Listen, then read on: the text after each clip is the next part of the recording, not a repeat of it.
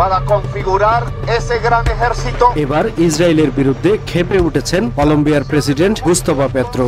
সম্প্রতি ইসরায়েলের ঘৃণ্য কর্মকাণ্ডের প্রতিক্রিয়া জানিয়ে এক ধাপ এগিয়ে নিয়েছেন এমন কঠিন সিদ্ধান্ত।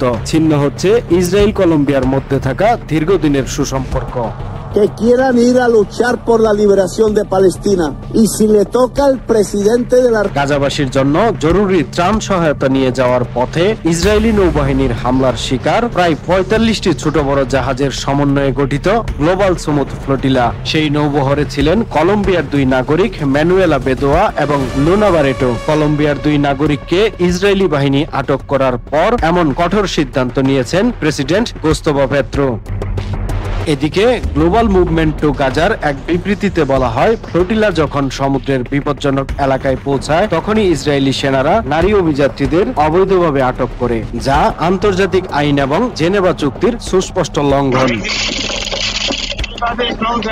প্রেসিডেন্ট পেট্রো তার সামাজিক মাধ্যম এক্সে ইসরায়েলকে উদ্দেশ্য করে লিখেন, যদি এই প্রতিবেদনগুলো সত্য হয় তাহলে এটি ইসরায়েল প্রধানমন্ত্রী বেনিয়ামিন নেতানিয়াহুর একটি নতুন আন্তর্জাতিক অপরাধ হিসেবে গণ্য হবে।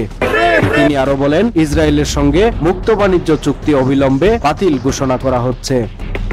নিউজ ডেস্ক, সময়ের কলম।